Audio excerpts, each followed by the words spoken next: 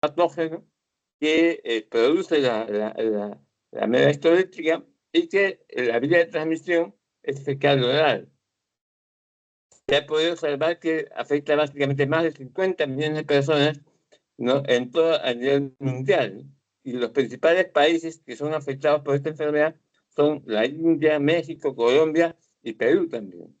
¿Y por qué? Porque esto está asociado básicamente al grado de pobreza, al grado de contaminación y al desarrollo básicamente urbano marginal. La tasa de infección más elevada en climas cálidos y en áreas de bajo nivel sanitario son los que prevalecen. ¿Por qué? Porque en climas cálidos y en lugares donde la sanidad es muy pobre, esta gente patógena de la mega prácticamente es como una especie de un hábitat fundamental para su desarrollo. El agente etiológico básicamente se presenta como una forma artística en la cual va a depender mucho la maduración de acuerdo a la cantidad de núcleos que tiene. Ese es un dato morfológico que de todas maneras nos ayuda a nosotros para poder determinar si este agente etiológico es un quiste maduro o no maduro.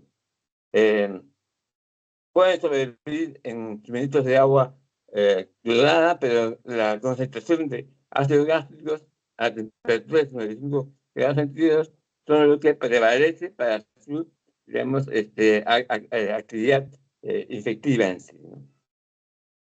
La otra forma de presentación, aparte del quiste, ya saben ustedes que es el trofozoito, que este agente patógeno, esta forma que presenta, se observa generalmente en la luz o adherido a la pared del colon. El tamaño, básicamente, de este agente patógeno trofozoito varía entre 12 a 20 micras, ¿no? Y lo que caracteriza, como podemos observar acá, ¿no?, es que el endoplasma es vacuolado, ¿sí?, ¿no? En cambio, el exoplasma presenta como especies de pseudópodos, distintiformes que permiten la movilidad, ¿sí?, ¿no? Se multiplican con rapidez en el intestino del hombre, ¿sí?, ¿no? Este es el ciclo vital. No voy a entrar básicamente a desarrollar porque ya lo han visto, ¿no? Acá lo que solamente hay que sintetizar que los quistes maduros entran o son ingeridos por la vía oral, ¿no? Actúan sobre todo el proceso en sí, a nivel de todo el componente gastrointestinal, fundamentalmente, y son eliminados por las heces. Esto sigue todo su ciclo vital hasta que este agente patógeno, este agente quístico maduro, se va a desarrollar como fosforitos. Hay factores como duran la infección, ¿no? Primero, hay que tener en consideración el estado hospedero, o sea, del paciente, propiamente dicho. Se puede observar como las demás enfermedades de pacientes con inmunosupresión, o sea, pacientes portadores de VIH, pacientes con infección crónica, pacientes que usan bastante corticoides, ¿no? En embarazadas y otro tipo de agentes, otro estado de hospedero, son los que de una u otra manera predisponen a una infectividad mayor de ese agente patógeno. ¿Sí? En segundo lugar, la virulencia del parásito. Ustedes saben de que este parásito tiene una capacidad de fagocitaria, ¿no? Y la producción de colágenas y algunas proteínas citotóxicas hacen que la capacidad infectiva del agente patógeno sea mayor en la medida que presenten el desarrollo de estas proteínas citotóxicas. ¿Sí? La capacidad celular del hospedero, ¿sí? También hay que tener en consideración, ¿no? Así como la adherencia a las células del hospedero por la lecitina y algunas otras sustancias enzimáticas que le permiten adherirse a la célula y dañarla en sí. Acá sí esto es importante señalar, porque hay formas clínicas de la ameliasis que se confunden muchas veces, ¿no?, con otros diagnósticos. Por ejemplo, la ameliasis crónica es lo más común, lo más frecuente. La ameliasis disentérica aguda es otro tipo de patología. También se presenta la colitis mediana fulminante, hay apendicitis aguda asociada a la ameba. Hay tumores que, entre comillas, son tumores, pero que se asocian con tumores malignos que se pueden confundir con ameomas, y la metástasis perforante que puede producir por conducir a una peritonitis y muerte del paciente. Y los accesos hepáticos a medianos, que también, de una u otra manera, también son un poco comunes en nuestro medio. En el caso de la crónica, es la más frecuente, la media intestinal, ¿no? Puede evolucionar a cualquier otro tipo de mediasis, ¿no? O curarse de forma espontánea. Los signos y síntomas de colitis mediana, básicamente, es lo que son en específico: dolor abdominal, diarrea y presencia ocasional de moco. Hay periodos de constipación, y en la fase de diarrea propiamente dicho, en el examen coprológico revela la presencia de los quistes, y en la fase de constipación, principalmente la leptofosforita. Entonces, en cada fase digamos, de desarrollo de la metástasis crónica, nosotros vamos a poder encontrar la presencia de quistes o la presencia de leptofosforita. Esto es lo que nos va a indicar a nosotros en qué fase de la metástasis crónica se encuentra el paciente en sí.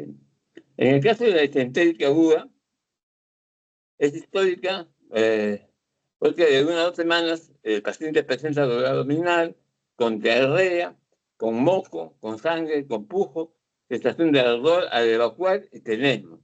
Que son signos y síntomas que el paciente con amebiasis disentérica presenta. Normalmente es un paciente que no presenta fiebre, pero esta amebiasis disentérica sobreinfectarse con un agente patógeno tipo bacteriano, y puede crear fiebre. Casi siempre el dato importante es que en la amebiasis disentérica se desarrollan en pacientes desnutridos, pacientes con baja nutrición, y paciente muchas veces evoluciona hacia un megacolon tóxico, o sea, a una necrosis del colon en sí. La forma disentérica se trata básicamente como las diarreas bacterianas, ¿no? O sea, hidratación, controlando la fiebre, controlando el vómito, etcétera, con sintomático básicamente. Pero es importante, porque la metástasis disentérica aguda hay que tener en consideración en pacientes con desnutrición crónica, ¿sí? En el caso de la colitis mediana, es poco frecuente, pero tener en consideración que esto se desarrolla, muchas veces se presenta en niños menores de 2 años, con desnutrición grave. Entonces, si tenemos a un niño con el antecedente de desnutrición grave y comienza a presentar un cuadro gastrointestinal, ¿no? Nosotros también podríamos pensar como y que esto está instalado en forma rápida, ¿no? Podemos pensar que una de las posibilidades que estamos frente a una colitis mediana, básicamente, ¿no? Ahora, ¿por qué esto es grave? ¿Por qué? Porque esta colitis mediana realmente desarrolla lo que se denomina una colitis gangrenosa, ¿sí? Con fiebre alta, el colon distendido y dolor a la palpación. Entonces, es un niño que viene con envenenamiento abdominal, dolor a la palpación, dolor intenso a la palpación, y con fiebre. Por eso muchas veces este paciente, la mayoría de pacientes fallecen. ¿Por qué? Porque hacen perforación intestinal, ¿sí? ¿Por qué? Porque las úlceras, básicamente la colitis mediana, son úlceras de extensión rápida, que avanzan y dañan la serosis, ¿sí? ¿No? Produciendo perforaciones en el intestino, ¿sí? La mortalidad, como les digo, es alta, mayor al 50%, ¿no? Sí. En el caso de la apendicitis mediana, hay que tener en consideración que, si bien esto es poco frecuente, se presentan en adultos jóvenes. Y las 2/3 partes de estas, digamos, apendicitis mediana presentan úlceras en el ciego, ¿no? Y pasan pacientes con diarrea, vienen con bastantes episodios de diarrea. ¿Sí? Entonces, siempre a los pacientes que presentan diarrea y que no se den en forma convencional al tratamiento sintomático, siempre hay que pensar como diagnóstico diferencial que podríamos estar frente a una apendicitis mediana, ¿sí? Lógicamente, cuando el paciente es diagnosticado con una apendicitis aguda, por decir así, y es operado, se tiene que hacer el estudio del apéndice cervical.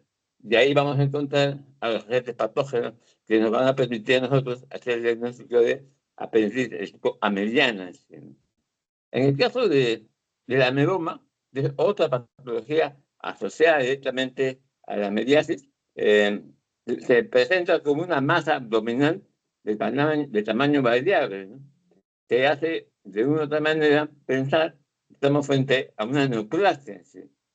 Casi siempre se presenta o se desarrolla en el ciego, en el sigmoides y en el recto. Y puede haber sintomatología de destrucción intestinal. Pero esta ameloma se caracteriza por presentar dentro de su estructura necrosis, inflamación y edema de la mucosa y su mucosa. ¿No? Casi siempre esto se desarrolla la ameloma en pacientes adultos, entre 30 a 40 o 45 años de edad. Entonces, tener en consideración que si estamos frente a una masa abdominal que se desarrolla en el ciego, en el recto del sigmoides, también tenemos que pensar como una posibilidad que se trata de un ameloma en sí, ¿no? En el caso de la mediasis perforante, es una complicación y muchas veces se produce con, digamos, intervención quirúrgica. Y en el caso del absceso hepático de tipo mediano, esta forma es más común que la mediasis intestinal y a veces puede desarrollar o cursar con fiebre y dolor en el hipocondrio derecho, una leucocitosis mayor a 10.000, ¿no? Y la fosfatasa está aumentada en más de un 75% de los casos en sí. Entonces, valorar bastante cuando estamos con un paciente con dolor en hipocondrio derecho, ¿no? Con una hepatomegalia, pensar que de repente pues, también estamos frente a la presencia de un absceso hepático mediano. ¿Sí? La tercera parte cruza con diarrea también. Paciente con dolor en hipocondrio derecho, con hepatomegalia y diarrea, pensar en una posibilidad que estamos frente a un acceso hepático de tipo A mediano. El diagnóstico diferencial, en este caso, con todas estos, con la coherencia mediana, debe distinguirse de las causas básicamente de tipo bacteriano, ¿no? Y algunos virus en sí, ¿no? Básicamente, un indicador clínico de la mediasis es la relativa falta de fiebre, ¿sí? A diferencia de los casos de infecciones de tipo bacteriano de tipo virales. Y es particularmente importante excluir la posibilidad de que estamos frente a una colitis de tipo mediano antes de tratar con corticosteroides, porque una presunta enfermedad inflamatoria intestinal se podría un poco complicar y llevar a lo que se denomina un vergacolon tóxico. Entonces, no tener en consideración estos dos casos. El indicador clínico, que es la falta de fiebre, y el otro caso es que antes de iniciar un tratamiento con corticosteroides, pensar también que puede ser, o se puede tratar de un proceso inflamatorio de tipo intestinal, de tipo bacteriano. ¿Sí? Bueno, esto básicamente un poco para hacer el diagnóstico.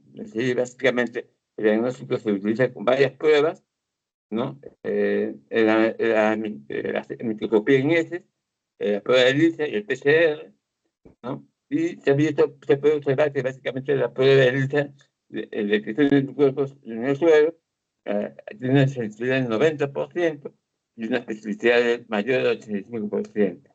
Entonces, casi siempre las pruebas de ELISA, en este caso, nos ayudan a nosotros para llegar a un diagnóstico con una alta sensibilidad y una alta especificidad de los mismos. Acá, básicamente, para observar básicamente algunos aspectos macroscópicos, ¿no? Lesiones de tipo ulcerativa a mediana, ¿no? En la pared del colon, ¿no? Zonas de ulceración, básicamente, que miden básicamente 1 o 2 milímetros de diámetro, ¿no? Y acá podemos observar que en un corte transversal, ¿no? Histológicamente hablando, un corte transversal de la mucosa, el cible de la serosa. Vamos a ver una lesión ulcerativa, ¿sí? ¿No? En la cual vamos a observar su infiltrado inflamatorio, ¿no? De tipo crónico y agudo. En esta zona ulcerativa vamos a encontrar las amebas en sí. ¿No? Vamos a encontrar las amebas en sí. La forma artística muchas veces por la forma de trofocidio, porque generalmente artística. Entonces, a evaluar esa parte, ¿no? Evaluar la parte, hablando desde el punto de vista histopatológico, ¿no? Microscópicamente hablando. Macroscópicamente hablando, de sus alteraciones, ¿no? Alteraciones de tipo ulcerativas, ¿no? Que se presentan en toda la pared del colon o en las zonas afectadas. ¿Sí? Y microscópicamente tiene su traducción en una lesión ulcerativa, ¿no? Donde daña la mucosa y su mucosa, parte del cile, y donde vamos a encontrar, como repito, el agente patógeno. ¿Sí? Acá, la forma física, ¿no?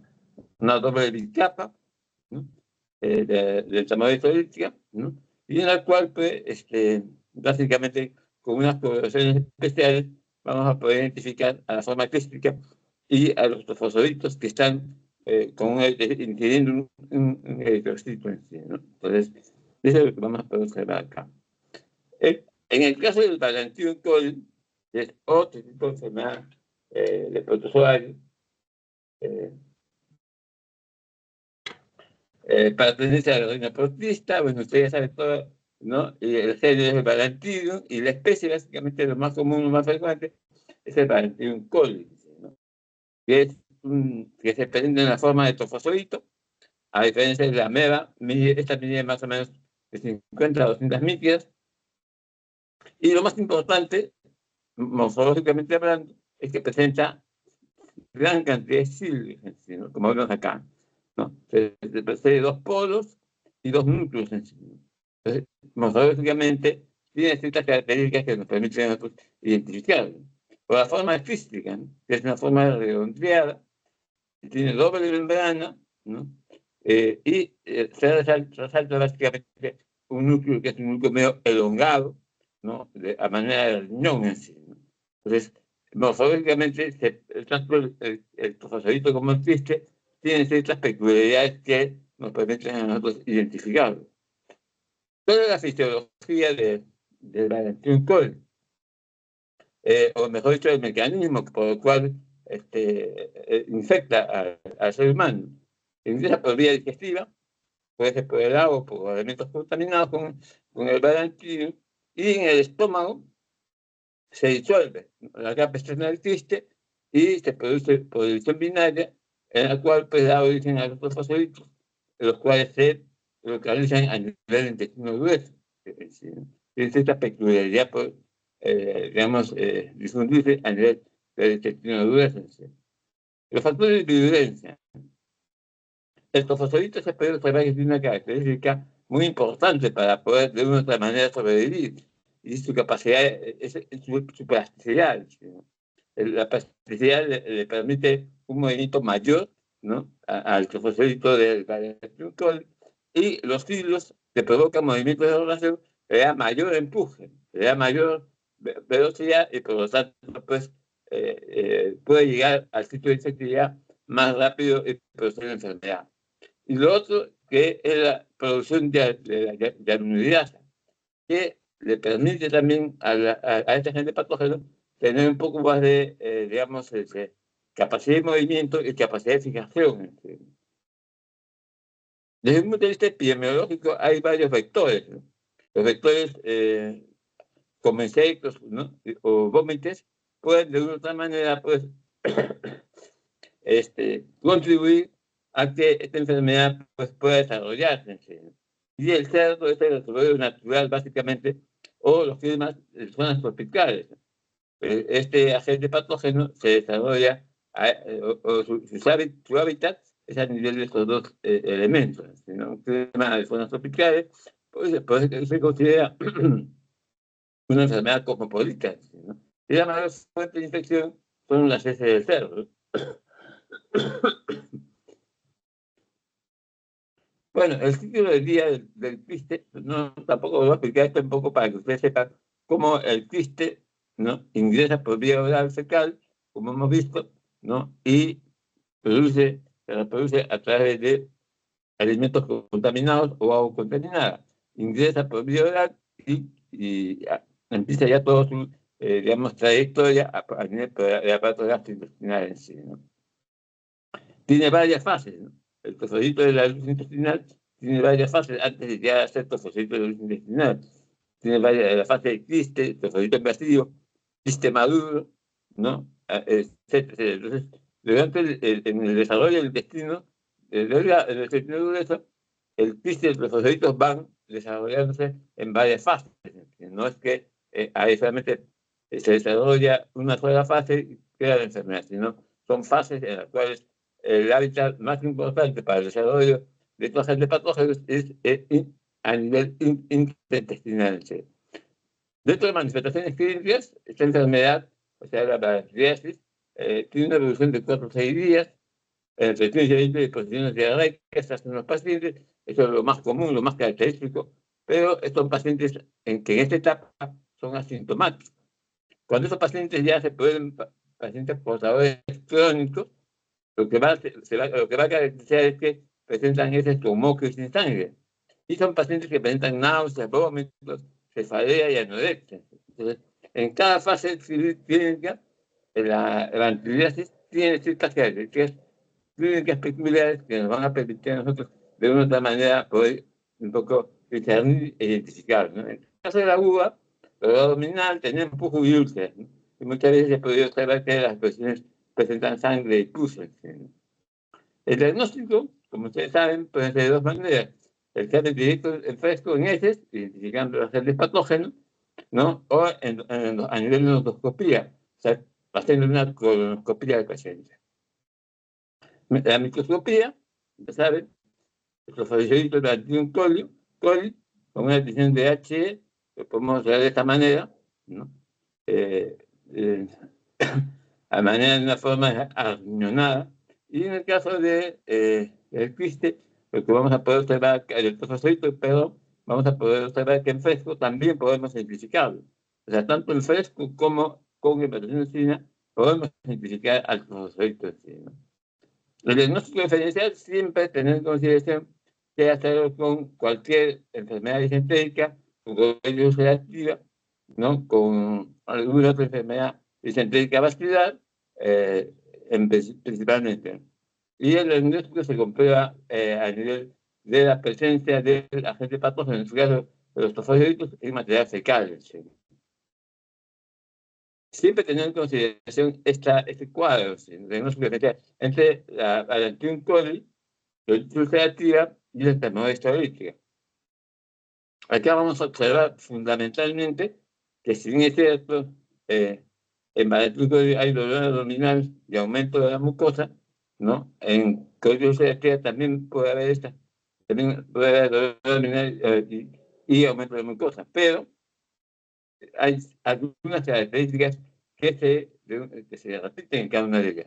Pero lo más importante, como repito, es la investigación de la agente patógenos. ¿Sí? Por ejemplo, acá ese es con sangre, también ese es con sangre. Acá no hay cefalea, acá sí hay cefalea, ¿no? En particular hay cefalea, acá tampoco hay cefalea, ¿no? Paciente con sintomatología de gastrointestinal con cefalea, pensar siempre en la posibilidad de que estamos frente a Alantium coli. ¿Sí? En el caso de la giardiasis, también es otro, digamos, otra enfermedad de tipo de un protozoario.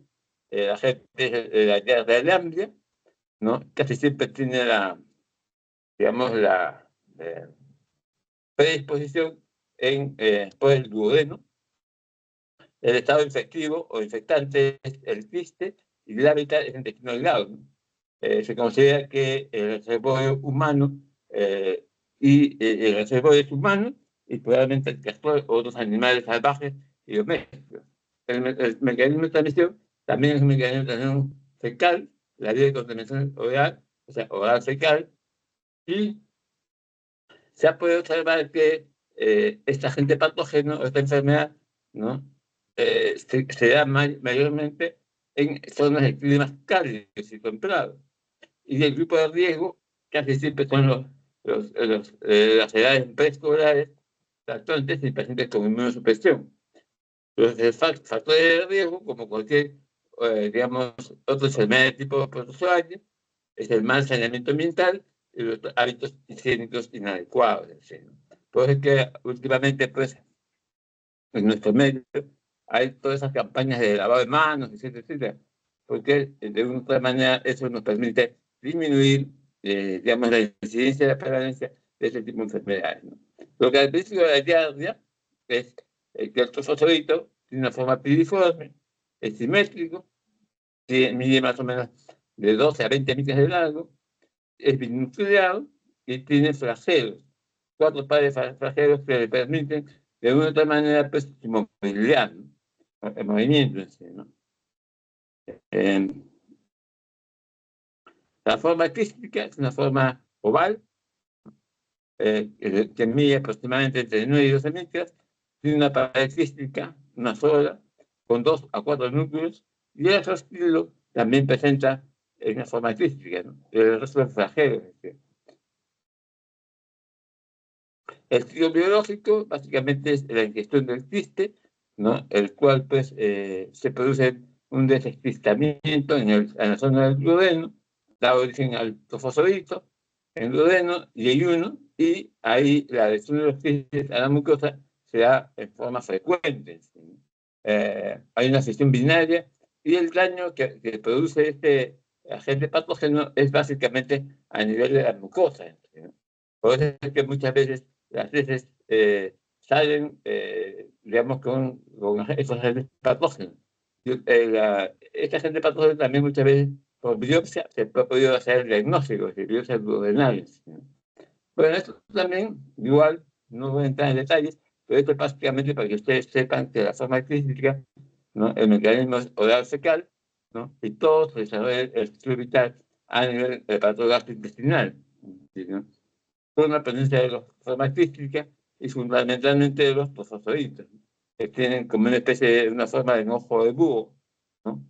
Con sus, digamos, extensiones en sí, ¿no? Dentro de la patogenia, casi siempre atacan fundamentalmente o afectan el duodeno, produciendo duodenitis, ¿no? Y esta forma de ataque es a través de la adherencia de la pared intestinal, produciendo irritación, inflamación y necrosis de la pared intestinal, duodenal, ¿no? Y muchas veces la dificultad en el mecanismo de absorción del duodeno se ve, digamos, asociado básicamente a la presencia de este agente patógeno, lo cual se traduce en diarrea en el paciente. Los signos y síntomas, el paciente presenta como anorexia, dolor abdominal leve y constante, y hay una falla en el crecimiento postnatural en niños. ¿Sí? Los signos, hay una fatiga fecal y el paciente que produce diarrea, básicamente, ¿no? Muchas veces diarrea con grasa, lo que se denomina esteatorrea. ¿Sí? El diagnóstico, básicamente, es por coprocultivo, la identificación del examen de en fresco y la identificación muchas veces también por ELISA, antígeno y por PCR. Pero esto puede observar porque el PCR y ELISA son pruebas diagnósticas que, si bien es cierto, me dan una capacidad de trazabilidad, pero son de alto costo. Por eso es que el examen directo en heces es el más común y el más frecuente que se hace, ¿no? Las medidas preventivas es educación y una buena, digamos, forma sanitaria de controlar esto de acá. En el caso de otro tipo de patologías también, del toxoplasma, la toxoplasmosis, es una enfermedad producida por un agente patógeno protozoo intracelular de forma de arco, de media luna, y que tiene una amplia distribución en el mundo. Esta enfermedad, este agente patógeno, produce lo que se denomina la toxoplasmosis, ¿no? Que, como ustedes saben, es transmitida por gatos y felinos en general, ¿no? Los cuales son huéspedes definitivos de este agente patógeno parasitario. ¿Sí? Bueno, esta es la clasificación. Aquí lo que nos interesa es el género, que es el toxoplasma, ¿no? El estilo de vida, básicamente, debido a que los gatos y demás felinos son los huéspedes definitivos del parásito, pero también pueden infectar al humano, ¿no? Y a otros animales, presentando dos ciclos de vida, ¿no? O sea, puede ser uno directo, ¿no? Y otro de doble ciclo, ¿no? Indirecto a través de otros animales. ¿Sí? En el caso del ciclo del gato, vamos a poder observar porque los gatos pueden adquirir la infección cuando ingieren parásitos presentes en otros tipos de animales, como por ejemplo el ratón, ¿no? Y ahí, dentro de las células epiteliales, los parásitos se multiplican sexualmente formando lo que se denomina las esquizogones. ¿Sí? Estas dan lugar a microgametos y macrogametos. Y estos microgametos disfragelados con capacidad de desplazamiento van a dar origen a que los macrogametos puedan pues juntarse y dar origen al cigote, el cual es el que va a producir la infectividad en el animal. ¿Sí? En el caso del estudio del hombre y otros animales, bueno, eh, el hombre y otros animales, excepto el gato, actúan como hospederos intermediarios, se infectan a través de la ingestión de los ooquistes y a los 30 minutos estos ooquistes liberan a los parasolitos. Estos parasolitos lo que van a dar origen a esa que se produzca esto, ¿no? La presencia de desarrollo de los microgametos y macrogametos, ¿sí? Lo cual estos ingresan a las células por fagocitos de célula y dentro de estas forman unas bacterias en donde se transforman en tractizoitos de reproducción asexual rápida y el ciclo aquí se desarrolla el ciclo proliferativo de la enfermedad. ¿No? Luego, al aumentar el número de parásitos, estos destruyen las células liberándose para invadir nuevas células y prolongar la enfermedad en sí. ¿No? Bueno, acá las formas de quísticas, ¿no? Que son nucleadas, un solo núcleo, pero con una bicapa, ¿no? El Toxoplasma gondii, ¿no? Que tiene una especie de nucleación, ¿no? El oquiste igualmente también, ¿no? Y la forma tractizoídica, lo que vamos a poder observar es que hay como una especie de microestructuras que forman parte de la parte interna del oquiste del traqueoide en sí, ¿no? ¿Cuál es la patogenia? ¿No? Comprenden dos etapas, una etapa aguda y una etapa crónica. En la etapa aguda se asocia básicamente con la etapa proliferativa del ciclo del parásito. De la forma crónica se refiere con la etapa crística del ciclo del parásito. Va a decir que ambas, digamos, etapas se desarrollan, podrían ser casi en forma simultánea, ¿no? Dando origen a la enfermedad propiamente dicha. En el caso de la fase aguda, el parásito penetra la pared intestinal, sigue la vía hematógeno-linfática y se disemina muchas veces a diversos tejidos. Por eso es que es importante, ¿no? que tener en consideración que esta, digamos, diseminación a muchos tejidos puede llegar, digamos, al sistema central o a otros tejidos más importantes que puedan producir daño en estas estructuras, produciendo otro tipo, agravando la enfermedad del paciente. Se reproducen intracelularmente en forma de traqueoiditos, hasta el punto de que estos van a utilizar a la célula y liberar su contenido a letras celulares. ¿No? Pasan de célula a célula a través de los macrófagos, de los linfocitos y de los leucocitos, y de esa manera pues se extiende la enfermedad. En el caso de la fase crónica, se puede observar que después de 2 semanas, básicamente, el paciente desarrolla cierta inmunidad a ese tipo de enfermedad, ¿no? Y la proliferación del parásito disminuye cuando este paciente desarrolla esta tipo de inmunidad pasiva en sí, ¿no?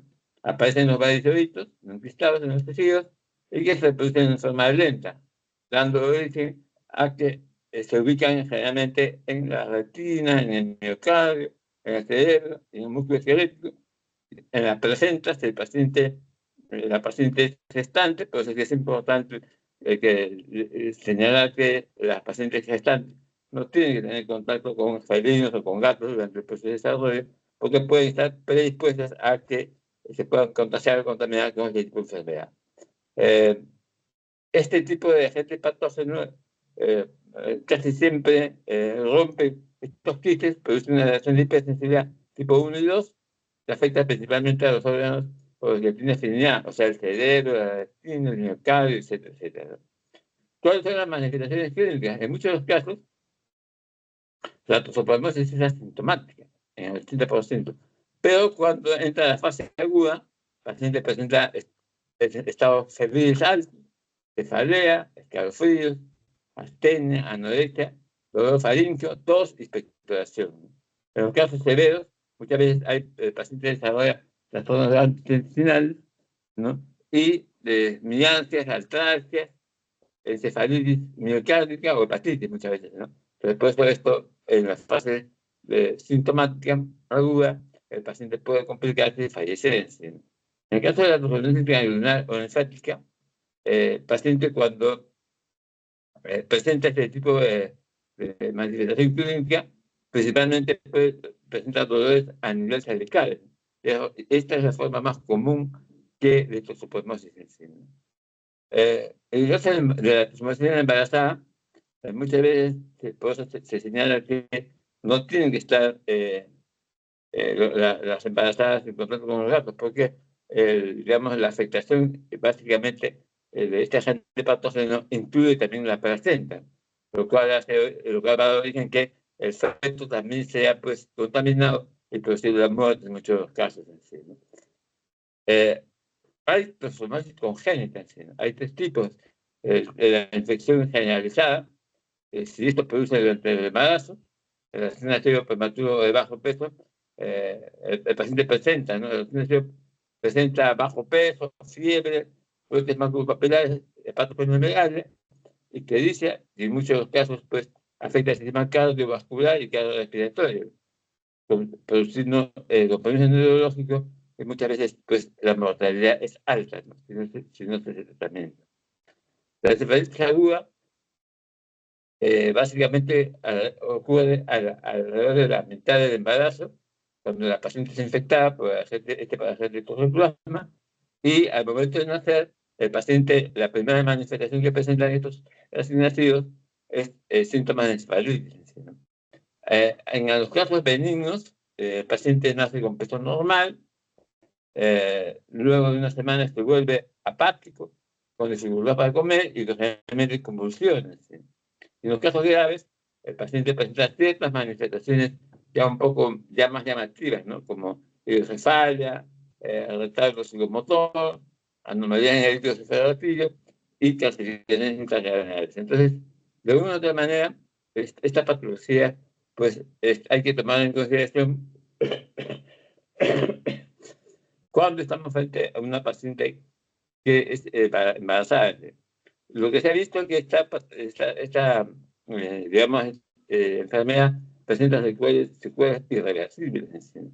Son pacientes que son afectados a nivel del cerebro, a nivel del miocardio, produciendo pues síntomas irreversibles en sí, ¿no?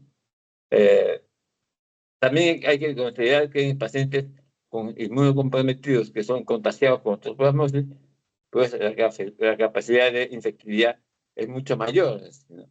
Y muchas veces estos pacientes también desarrollan afectaciones del sistema nervioso central, ¿no? Produciendo pues convulsiones, afasia, ataxia, confusión y letargia, ¿no?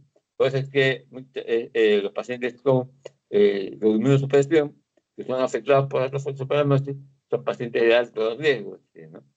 Se puede observar que la toxoplasmosis cerebral casi siempre en modo comprometido se da a nivel ocular, a nivel pulmonar el 26% y a nivel cardíaco 11.5%. Después viene la situación del páncreas y del hígado, ¿no? Pero lo que más, después del cerebro, lo que más afecta es el globo ocular en los pulmones. El diagnóstico básicamente se desarrolla por anticuerpos de inmunoglobulina M y G. El M se hace la primera semana de infección y el inmunoglobulina G después de 2 semanas, ¿no? Se puede también hacer por inmunofluorescencia, por ELISA, por PCR, pero casi siempre lo más común, lo más frecuente es por anticuerpos IgM y IgG. La prevención, bueno, básicamente es higiene personal, familiar, ¿no? Todo lo que de una manera, pues, tiene que ver con toda la parte de higiene en sí. Finalmente, la neumocistosis, que también es una enfermedad causada por Pneumocystis carinus. Hay una variedad digamos, de neumocitis, pero el más común, el más frecuente en nuestro medio, el que produce la Pneumocystis carinus, es el denominado Pneumocystis carinus, básicamente, ¿no? La manera primordial, o digamos, los órganos más comunes y más frecuentes que atacan la hemocistosis es los pulmones, ¿no? ¿Produciendo qué? Produciendo ciertas neumonías de tipo crónica y agudas, ¿no? Por lo general, el Pneumocystis carinus produce la neumonía por este tipo de patógenos, ¿sí, no? Morfológicamente, es un patógeno oportunista, extracelular, es unicelular y muchas veces se comporta como un hongo atípico, ¿sí, no? Entonces, muy poco como que el comportamiento es un poco atípico de la hemocitis, ¿no? En fin.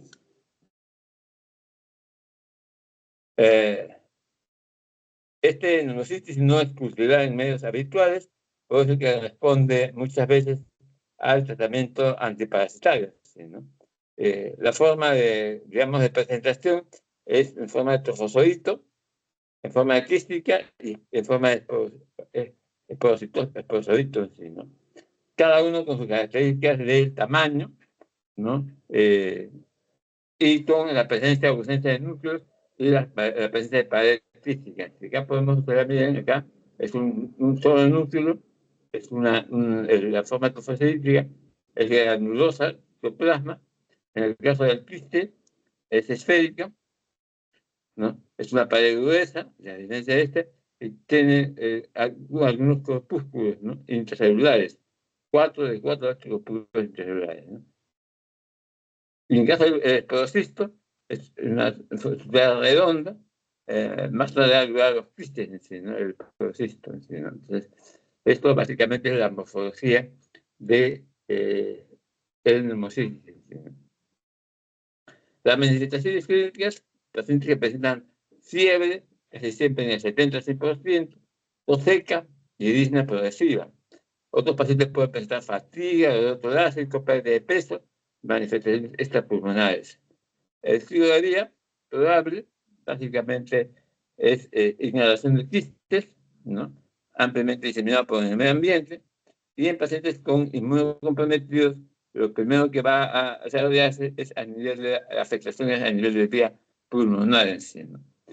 También tiene su fase sexual y sexual, en la cual pues, se desarrollan todo lo que es lo que se denomina desde la fase de proselito hasta la fase de copulación, en la cual da origen a los quistes propiamente hechos. ¿Sí? El diagnóstico microbiológico es básicamente el estudio de material biológico, muchas veces también utilizar rayos X, en los cuales podemos observar básicamente un denso filtrado inflamatorio en zonas de afectación y que hay una biopsia pulmonar. También podemos observar de repente la condición de plato, podemos observar evidencia, podemos observar de formas interquísticas o trofocíticas. O muchas veces también, cuando se hace el lavado bronquial alveolar o aspirado bronquial, o en el esputo inducido, o en el esputo espontáneo, también podemos, a través de estas tinciones, como dieta, hematogenina electrina o la coloración de pulmones, podemos identificar a los agentes patógenos de tipo trofocítica o interquística. ¿Sí, no? Bien, básicamente esto es lo que queríamos desarrollar. Como verán, cuando hablamos de infecciones, enfermedades infecciosas, son varios tópicos, varios temas. Hemos querido tratar de desarrollar las infecciones de enfermedades de tipo bacteriana, viral, micótica y esta última, pero con algunos ejemplos clásicos que van a ver en la parte clínica. ¿Sí? Delegado, ¿está presente? Delegado, ¿no está? Bien, nos falta una clase de neoplasia, ¿no? O sea, el concepto, algunos